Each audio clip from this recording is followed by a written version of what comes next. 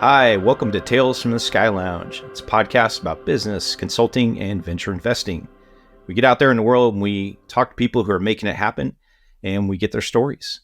If you could hit like and subscribe, it really helps us get our message out. So today's guest in the Sky Lounge, Rob Reesor. Hi, Rob. Hey, Todd. How are you? Great to have you in the Sky Lounge. Great to talk to you again. Yeah, good. Thanks. You too. Well, why don't you give us a little bit of an introduction? Who are you? Yeah, I can do that. If you go back a number of years, probably, I was one of these folks in high school who had no idea what they wanted to do, and I could ace all my tests and my classes without opening a book. So I never learned how to study. And when I got out of high school, I didn't have a clue what I wanted to do. So very shortly out of high school, got married, bought a house, started working. After about 4 years, I realized that I had had 4 different jobs. I was still making minimum wage, right? So thought, well, maybe it's time to get an education. So went off to University of Oregon, went there just because it happened to be in the town we were living in. So that was good. And I started focusing on business and sociology, kind of labor sociology. I was very interested in labor relations, having had a kind of a weird experience at a little company I was working for. And got basically through all of that and then discovered a single computer course that I needed to take. And I loved it. And I took more and I took more and I took more. Finally got a computer science degree and then went off to work for a year, returned a year later, did a master's in computer science with an emphasis on AI, and got a chance from that point to go and work in Silicon Valley at a new AI startup that was one of the what they used to call the big 4 AI companies. Wow. That's the first, few years. Wow. AI before AI was cool. It was cool. It was cool. People didn't know it. Yeah. Yeah.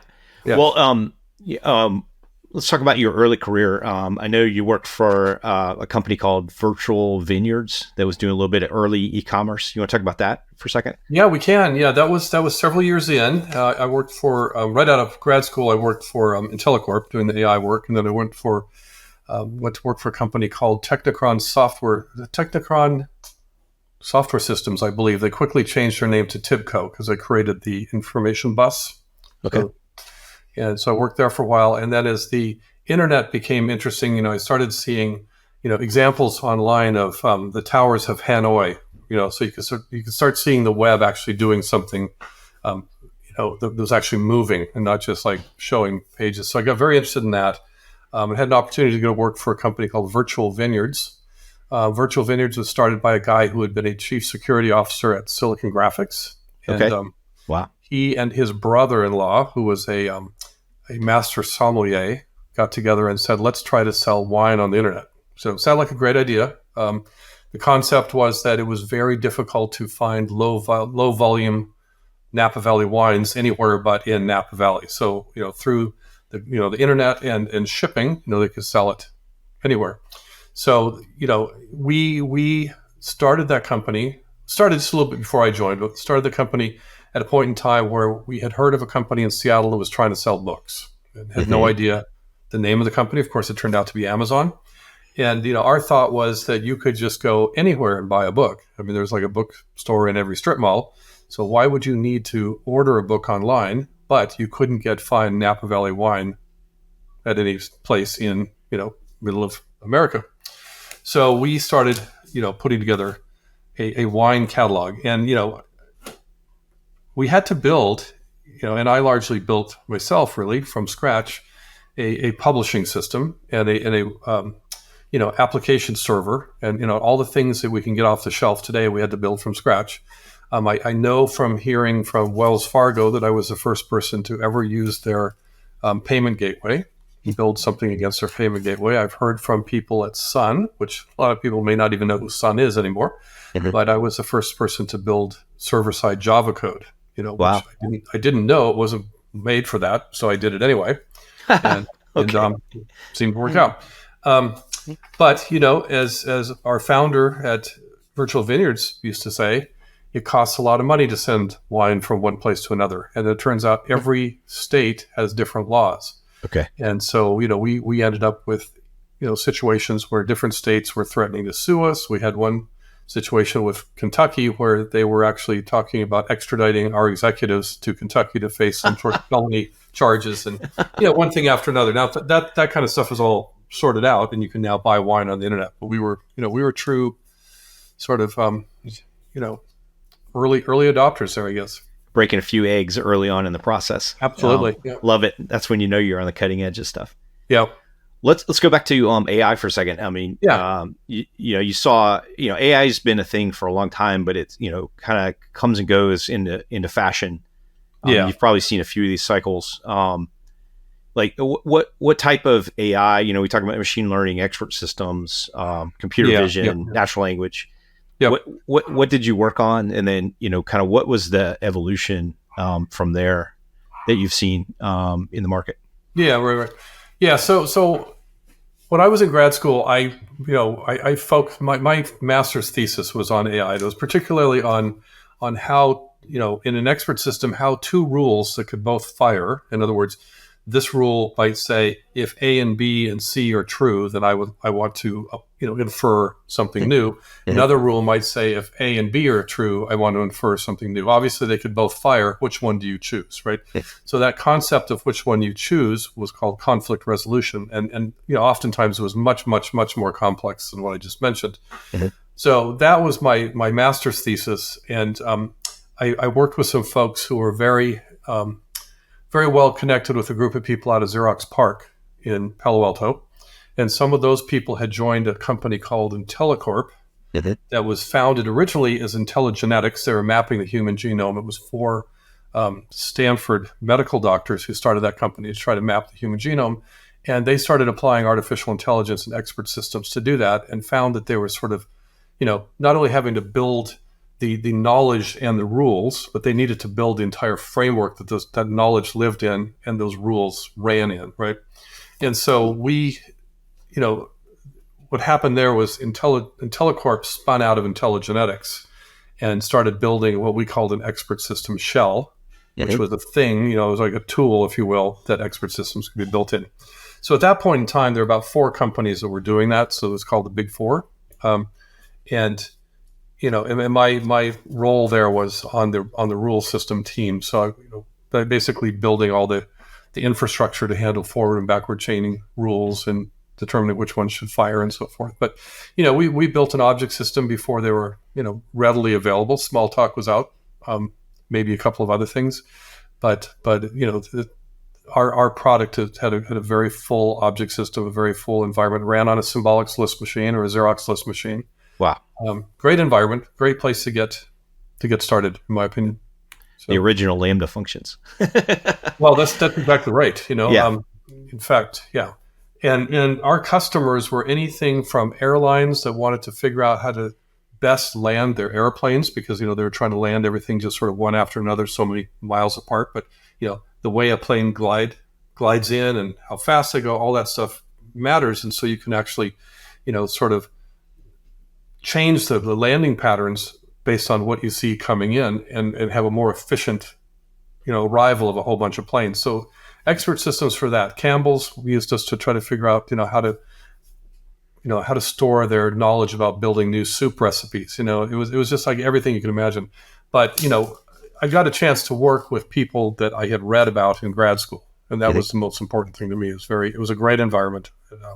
Excellent boss that I worked for. So when you have a great boss like that, and you're a young engineer, you're forming your thoughts about how, the world works and how teams work. Yeah.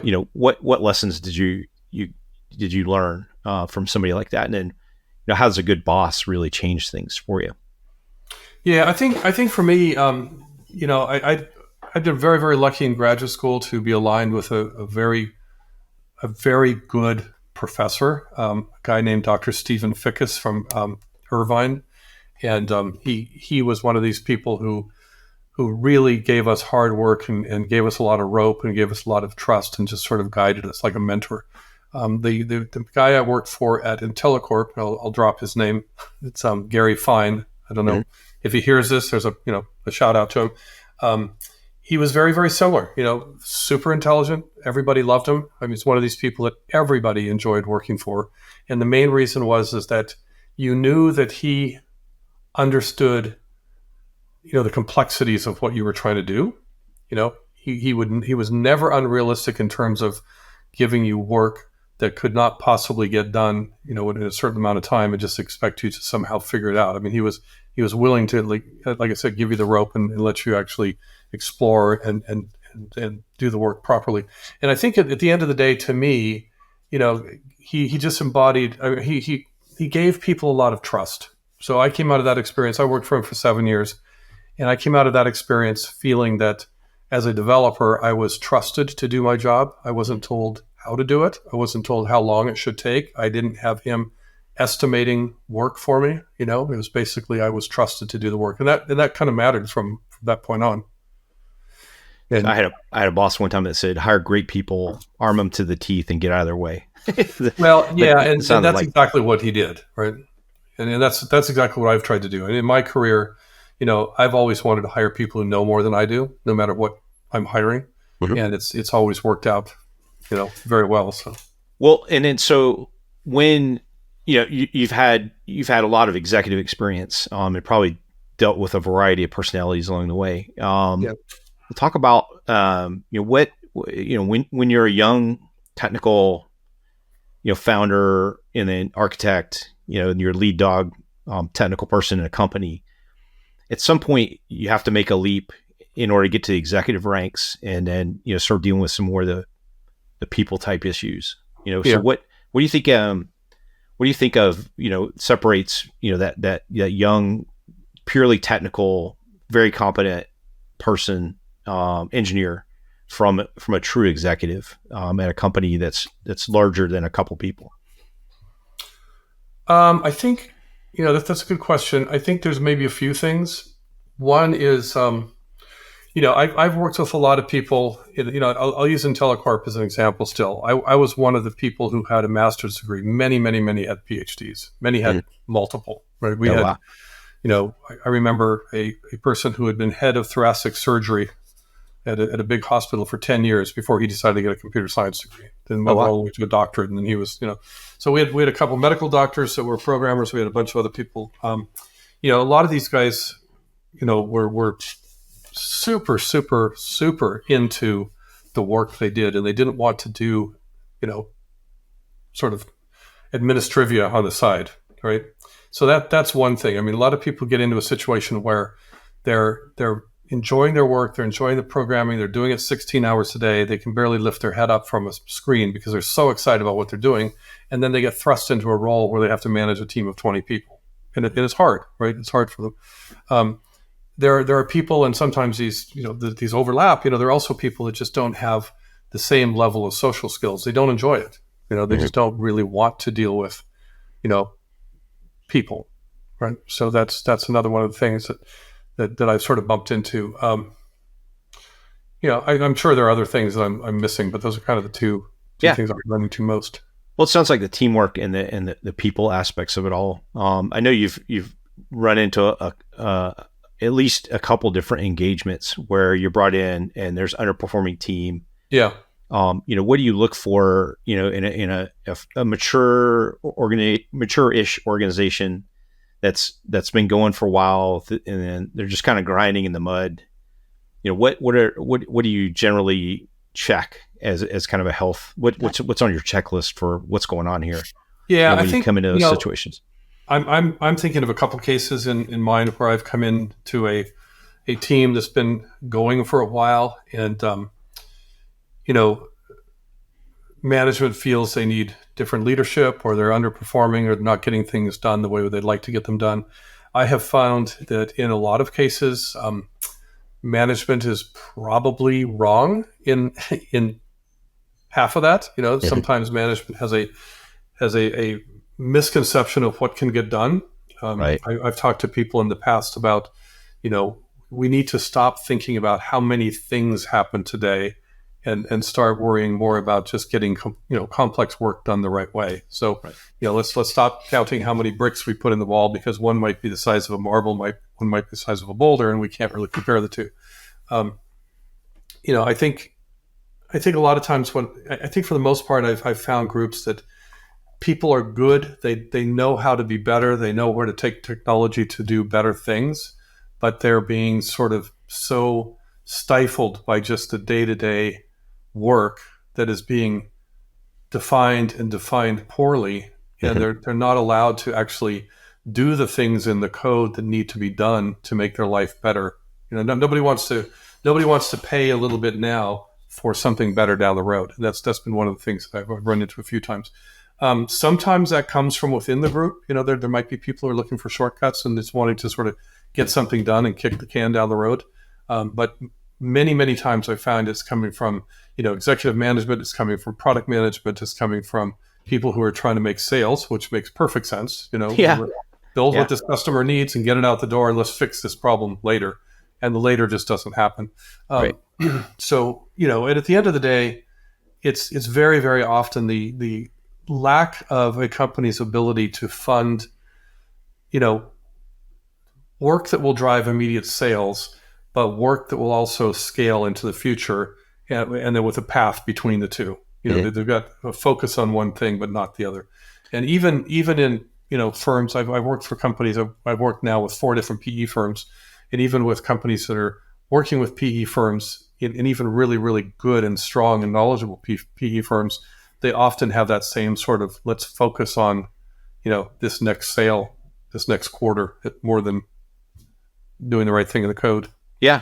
Well, it sounds like, going back to that, what differentiates like just a strong technical contributor, technical leader from an executive, it's that negotiating and selling and, managing expectations constantly with people who may not understand, and it's really not their job to understand at some level what we're doing in the technology, particularly a complex, mature technology organization with a lot of technical debt, like you were mentioning. Right. In a lot of cases, it's a matter of buying trust with people, with stakeholders that have not had trust until I've joined, for example. They haven't trusted a team to perform. They haven't seen it happen. There hasn't been a single, head on the spear that they can go to that they understand and can trust and work with, and feels that, they're in it together. So I've worked for product managers who, I've literally been told, I'm the first, development leader that they felt that they're paired with, that understands their needs, but understands the development team's needs, and can work together to get things done. Yeah. A lot of times it's, and I know there should be a healthy, give and take with product management, but it shouldn't boil down to, hiding information or trying to do things that, the product managers want you to do. Right. Yeah. So, transparency is a big deal, it sounds like. Yeah. And then, earning that trust, and I like to talk to people about that too, where, hey, if you can call your shots, execute, even on the smallest of things, you that's how you earn that trust. And then you say, hey, we're going to call the shot, we're going to do it. And then next time you say, hey, this is what we're going to do. No, we can't do that. Maybe they'll listen. And then the more times you can complete that cycle, the more efficient everything gets. And then people start trusting you, and you can plan a little bit, right? Yeah. And of course, if you can't, for some reason, execute, make it clear quickly. I mean, one problem that I ran into, and I remember one person in particular who, really, really thought he could get a certain amount of work done in the next 3 weeks. And then when it came right down to, you're a week, 2.5, it was like, well, I was off, I need another 4 weeks. And it was like, wait a minute, how could the remainder of the work now take longer than the original work? Now as a developer, I could see that happening because it happened to me. When I was at TIPCO, I was dealing with some code that was generated by an X Windows toolkit that generated a whole bunch of X Windows code, which is, as you might know, is just full of callbacks and all sorts of weird asynchronous things going on. Very hard to debug. And I had this code that had been generated and then been changed by many, many people over the years, and it was suddenly dumped on me. I couldn't understand it. And so I thought, well, I'll just come to work this weekend and replace all this code. Well, this weekend turned into like 3 months. Oh, no. So I know exactly how that kind of stuff can happen. right? Yeah. But that's the kind of thing that messes up plans all the way up to executive management. And Yeah. so if you start seeing that kind of stuff happen, you have to call it out and you have to make it clear. And that's partly how you buy that trust, because even if you can't perform the way you thought you were going to, or even if your team is not being able to get things done the way you hoped, if people can get on board early and understand it, and understand that you can make that change, it's going to make a difference. Let's talk about, you're talking about product management being paired up with a technical leader or a software organization leader, executive. So let's talk about the importance of a strong product management. So, that's a sign of a mature organization when you get that function correct. A lot of times it's the first, it's the last thing that really snaps into the production software team. Right. What have you seen that's how would you define great product management? And then maybe we can talk about like what are some of the pitfalls in product management that plague people. So what's good? When you look at great, awesome product management, what do you look for in a partner on that side of the table? Yeah, I think there's a few things. I mean, I think with me, a lot of things go back to trust. I want to trust a product manager to tell me what he or she wants to have done. And to be as thorough as possible. I mean, I like the concept of somebody writing a story. They don't have to be a standard sort of agile story with all the right following the right recipes and stuff. But give me some information about what you want and how you're going to grade me when I'm done, right? Mm-hmm.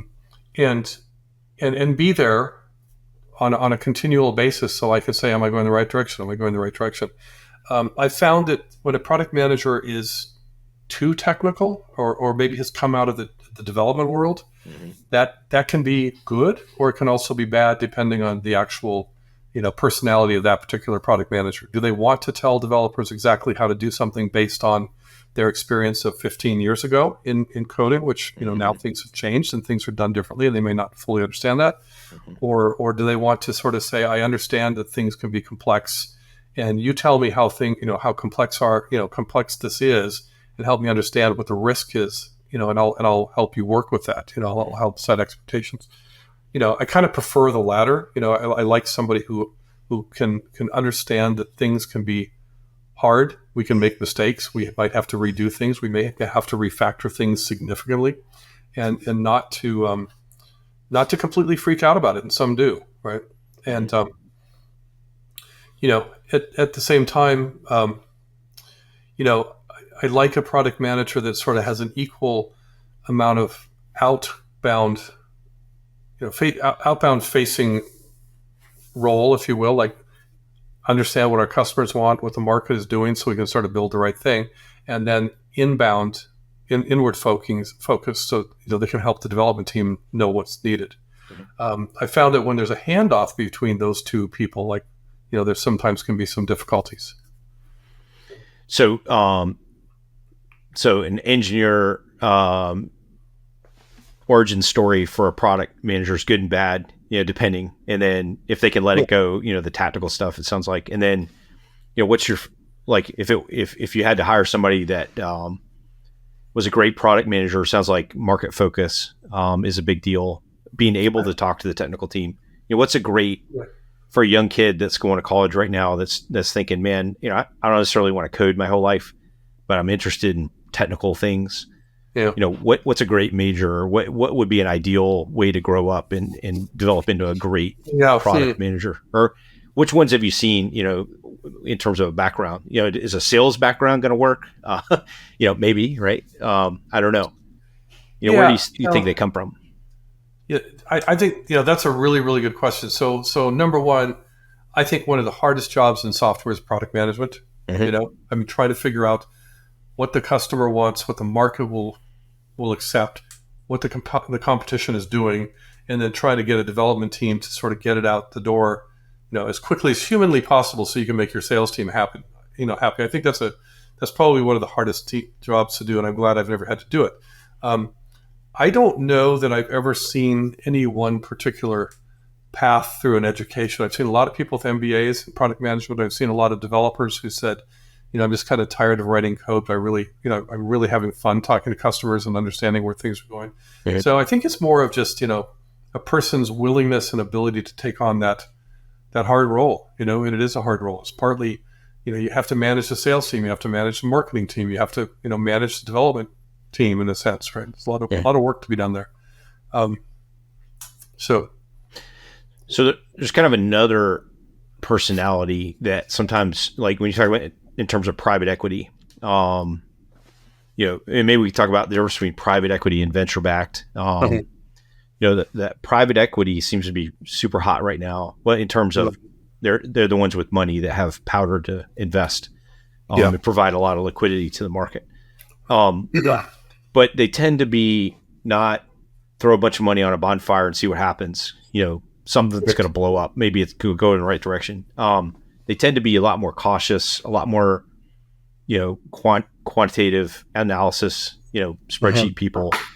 So that lends itself to a lot of more financial led executive squads at some point. Does that pose interesting challenges to the technical squad, that you've seen? Or how do you think about it? I think it does. I mean, I spent 15 years of my career in Silicon Valley and another 15 in Austin. So both have been sort of high growth technology areas. Early on, it was virtually all VC companies. And it was really people who were saying, I'm betting on a technology, I'm betting on an idea, and I'm going to pour money on it, see what happens, right? Just what you said. With the private equity firms, it is more of a,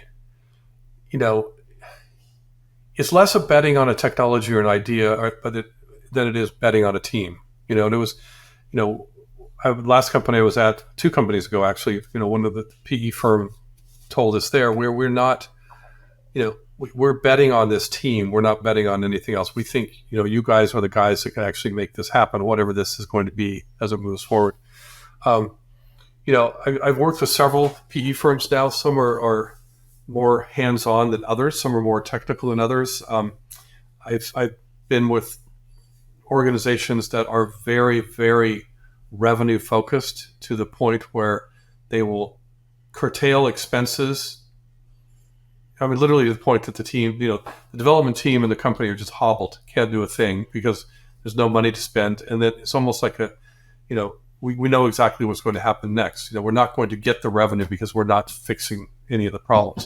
I've been with companies that have a playbook that is just so tight and so strict that every one of their portfolio companies is expected to largely fit in that playbook, and not all can and do, right? Right. I've been at place where the PE firm expressly said, we are not going to get into your infrastructure or what tools you use or what, scanning, security scanning tools you might use or anything else like that. That's up to you. And I've been at another one where, the PE firm says, we've made a deal with these 7 companies. You have to move everything to that. So then you spend the next 6 months just messing with the infrastructure to get it back to a point where it already was, right? Sure. So, they're just all a little bit different, but they're all looking for the same thing, which is, in my opinion, they're all looking for the same thing, which is an 8 to 10x return over 3 to 5 years. And they're oftentimes investing in companies that have not been able to get there on their own, so they need some help, not only in terms of money, but in terms of guidance. And sometimes those companies have sold themselves to PE firms where not all the information about the company or the state of the code or the state of the product are well explained, if you will. And diligence has not been as deep as it should be. So, there can be some exciting times in those cases. Yeah. And those people skills certainly get exercised early and often in those cases where expectations weren't managed correctly or well in a lot of cases. Yep. Well, let's talk about something that's a little bit more interesting, or more positive. Like you mentioned, you've hung around a couple of different interesting tech hubs, Silicon Valley and Austin. Yeah. Boy, those two towns sure are different than they were. I had an office in Silicon Valley, South San Jose, across from Sun. So I remember that, and people Yep. used to talk about the fruit trees that used to be hanging around because it was rural, farming community. Yeah. None of that's around anymore. What have you seen, good and bad, changing? Is Austin still weird? You see those bumper stickers? Yeah. My wife and I were talking about that the other day. Over the 20 years, well, actually now almost 24 years that I've been here, Austin has changed a great deal, right? I mean, it used to be, what used to be the biggest building in town is now dwarfed by many, many others. You can hardly find it. The skyline has changed dramatically. Traffic has changed, much for the worse. Um, Austin is not weird. I mean, I remember when I moved here, people said, there's 110 live music venues here. It's like now there's not anywhere near that. There's still several handfuls, but a lot of the places where people would go to watch music and bands would go to play have now turned into new things and new places. They've been torn down and big large, tall buildings have been built and so forth. So as my wife was saying the other day, it's feeling like Austin is another, just a kind of a large city, as opposed to a particularly interesting place to be. Yeah. So that's been a big change, right? And it's gotten very, very expensive in terms of buying a home.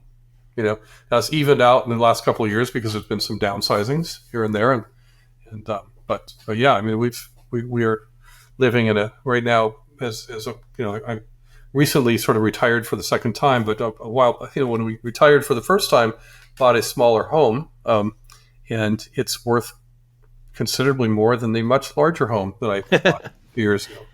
Play the cycle. That's awesome. Well, and then so what trends are you seeing, in the playbook for, you get a tech company, you start it up in some cool place like Austin or Silicon Valley or whatever the next cool one is, Boston, New York.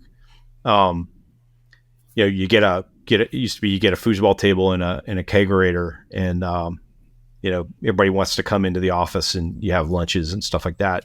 That culture has definitely changed in interesting ways. Everybody's now wants time at home, so they can walk their dog and see their kids, and it's not a 80 hours a week kind of death march like it used to be. But people are still definitely hitting it hard and finding ways to make the business go. What have you seen kind of evolve over the last couple of years? Yeah, the last couple of years, obviously I've worked from home. In fact, the company that I most recently worked for doesn't even have an office. I was recently acquired. It was acquired in January, but so that company does have an office, but the company that I worked for that was acquired had no office at all. So pure virtual. Totally 100% virtual. Definitely has its pros and cons. I mean, I found that I can have a very good relationship with my team without having to see them every day, but not seeing them at all is difficult. So we would still have get-togethers where we would, all go somewhere and meet and, have some time together. Prior to that, I mean, the company before that, I had much larger teams. Some were virtual, some were in Austin. We did a lot of acquisitions of that company, so I would have people join, the team that I was leading through an acquisition, and I would maybe never meet those people. And I find that to be very difficult because you never get a chance to be in a room in front of a whiteboard and talk about the architecture of their product or something like that. So that's kind of hard. I think aside from the fact that commuting in Austin has become really, really painful, I would rather be in the office if I was working. But I think we now have the tools and the abilities with large monitors and good, good tools like Zoom and things like that we can actually work at home, very effectively. We did acquire one company, several years ago. I was at another company. We acquired one company that had always been at home as well, and those guys would come in the morning and they would all get on the same chat. The chat, and they would all. It was a small team of about 10 people. They'd all be on the same chat all day together. And it felt like they were all writing code together in the same room. Yeah. And, and I think it works out. I think there's going to be an interesting situation with commercial real estate here in a couple of years. Mhm. But For sure. yeah. Well, meaning, there's not going to be as much uptake or a need for. Well, I think there'll be companies that are coming off of a 7-year lease, and now suddenly there's going to be floor space available that nobody wants. Oh, wow. You Wow. know, that should be Yeah. interesting. How you mentioned you get together intentionally with some of your teams. What do you think the right interval is? Is that once or twice a year, more often than that? And then kind of what types of things do you like to do? And how should people think about structuring that intentional get together time? I think it kind of depends on the team and the size of the team. We often try to do it quarterly, but as the company I was with acquired more and more organizations in different countries, it was getting to be very, very expensive to bring large teams, internationally every quarter. So it was less often. Sometimes it would be done near to a customer event, for example. So there might be a bunch of people coming to town for some sort of annual customer event. And it would be good to have some of the developers attend that. It would be good to have some of the developers meet some of the salespeople, and so to kind of combine the two. Smaller company I was most recently with, we were trying to do it about once a quarter. It was a smaller team, and we'd get together, and we'd bring most people in. Certainly we'd tie that as much as we could into meeting with people who are in the professional services organization, the customer support organization, so forth. But it was a relatively tiny development team. And as it turned out, because of the way the company was originally founded, some number of those people all lived in one geographical area anyway. So, half of the group was already there. The other half was scattered. Okay. So a little easier. So do that about once a quarter. We would have, dinners, lunches, some work time together, some, time to just do some sort of event. Just a lot of it was just getting to meet people, and learn about their families and, things like that. Yeah. Get in the same room, breathing the same air. Yeah. Going back to the PE acquisitions, I think you've probably been on both sides of getting acquired and acquiring. Correct. So what, and that's a part of PE life, every 3 to 5 years, you were saying, it seems like it's about the cycle. Yeah. Good, bad, or ugly. What do we have to watch out for? If you were going to coach somebody on, hey, we're going to acquire this company, it's got a couple people that we really need to bring along and make sure everything is okay culturally.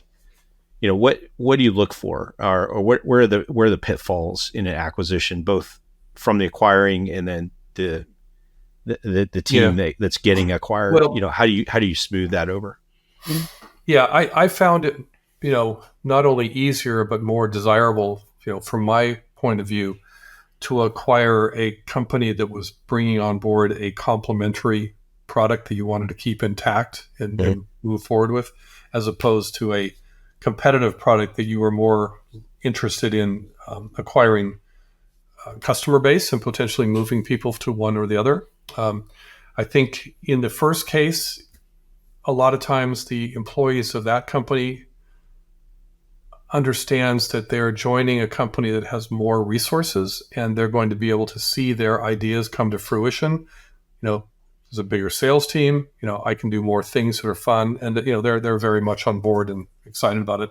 In the latter case, it's a lot of it is just how do you keep people on board, to bring a product in where they feel it is competitive to one of your products, particularly if they know it's competitive and they feel it's a less complete product and theirs may just go away. What happens to their job? When will they know? How will they be treated? That kind of stuff. So to me, again, it just goes back to transparency. I mean, if you know what you're planning to do, you have to let people know, and you have to understand that, people have to manage their own careers. They have to make their own decisions. But, there are ways that you can help them do that at the same time, incenting them to help you have a successful transition. And the better you do that, and the more openly you do that, and the sooner you can share that that's the plan, that's probably to the benefit of the company. Yeah. Yep. So, you mentioned you have failed retirement twice. Yeah. So Well, talk about that, Yeah, I've only failed once so far. I may fail twice. Okay. So, Yeah. yeah. So I left a company called Planview about a little bit over 2 years ago. And I thought I was going to retire. I'd planned to retire, and it was kind of time to do it in my mind. And within weeks, I was realizing the things that I really enjoyed in a day, meeting with people, going through a hard problem, that kind of stuff, just wasn't there. And I was missing that. And I think part of the reason that I thought, I could move and retire at that time is because, the company was making enough changes that, I wasn't having the same enjoyment that I once was. I wasn't, sort of in the trenches as much as I had been even as a leader, because the team was getting bigger and bigger and bigger, and there are so many people in different places doing different things. And like we said, we'd acquired a number of things. So I was feeling that I was being sort of moved further and further away from the kind of stuff I like to do. And it turned out, I wasn't ready just to stop doing what I like to do. I was just ready to stop doing that. And I was confused between stopping doing that and stopping doing everything. So after about 5 weeks, I had an opportunity to go work for another company that was exactly the kind of thing I like to do, which is, here's a team, they've got a product, they've got technology issues, they really need to move, they need to move that technology forward in a more scalable fashion. They need to sort of grow the team, make the team more productive together. That's what I like to do. That's what I think I do well. And so I had an opportunity to do that. And, I think we were successful. We did what the PE firm wanted to do, which was, get to a liquidation event. Shape it up. Liquidify. Yeah. Yeah. So right now, I mean, I don't have any particular interest in sitting around playing golf. Or I don't play golf. I can't. I mean, I can never get the ball to go anywhere where I want it to go, so it doesn't matter. But I also don't think I want to go and commit to a number of years of 60-hour work weeks. So what I think I would like to do is something where I can actually come into a team that needs my knowledge, my capabilities, the things I've learned, where I can actually maybe help somebody else to their next step through my expertise, if you will, maybe some sort of advisory role or some sort of fractional leadership role. So that's kind of what I'd like to be able to do. So we'll see. Yeah. Well, I wish you failure in retirement. And I think when I met you, you were in Mexico. Correct. Eating your way through Mexico, Yes. and had just gotten married again. Yeah. And then you were very relaxed and ready to go. So you got any travel plans, or you got any great travel stories you'd like to share with us? We've got a few travel plans, I think. The Mexico trip. My first wife that I mentioned earlier, that we were married right out of high school, she passed away a number of years ago. And so this is a sort of a second chapter that was not necessarily planned, but it's been a very, very, good thing. And my wife had lived in Mexico City for a few years in her previous life. And we had gotten to know a very high-end Mexican restaurant here in Austin that is run by a James Beard award-winning chef. And this woman also takes culinary trips into Mexico City. So we decided, what better way to, have a honeymoon than to join one of these trips and go to Mexico City. So we did that. We ate at Mexico City is like being in Europe. I don't know if you've been, but it's an amazing city, amazing food. And it was a great time. We may do that again. They take different trips to different parts of Mexico. We were actually toying with the idea of maybe living in Mexico for a little bit of time, not really sure. But first, I've got a cousin in northern Ontario in Canada. Okay. I haven't seen for a while. I enjoy a lot. He's a great guy, and he and his wife are good people. So we're planning to head up there and spend a little bit of time with them, and then we'll just see what happens. Favorite Sky Lounge story? You were talking about your first trip to India as a business. Business person. Yeah. Several years. first time over to India. I'm not a, as a software developer, you don't travel as much as a salesperson does, right? So, Yeah. but I did go over to India early in the time with the company a few years ago, and got a chance to go to Mumbai, right, which is where our team was, and see sort of the financial center of India. And then one of the guys that I worked with, we were actually working with a third-party company, providing developers, and he was living in New Jersey, and he came over at the same time, and his family was from Delhi, so he's come on up to Delhi and meet my family.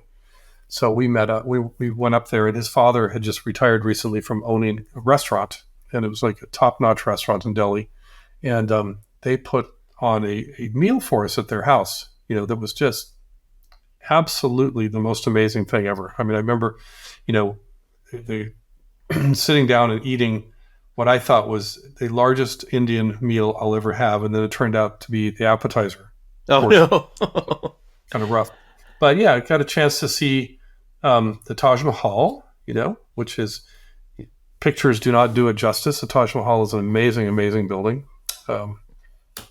So, nothing particularly noteworthy about the trip. It was just a great trip to see several cities in India and do a little bit of flying around within the country itself and experiencing, some of the hospitality of the folks there. So Fun. yeah. Well, it sounds like you have a restaurant in your future in some form or fashion. Well, at least we've been together. Yeah. Well, Rob, it's been great having you here in the Sky Lounge. And Thanks. If people want to follow up with you after this, what's a great way to get with you? Probably just on LinkedIn is the best way. I've found that in the last few years I have completely mismanaged my personal email account. So I've been going through and digging out all sorts of old stuff and trying to clean it up. So, trying to stop getting emails as much as I can. But LinkedIn would be great. All right. Well, thanks. Bye for now. Thanks. Thanks for joining us in the Sky Lounge. Please like and subscribe to hear more from Tales from the Sky Lounge here and anywhere else you get your podcasts.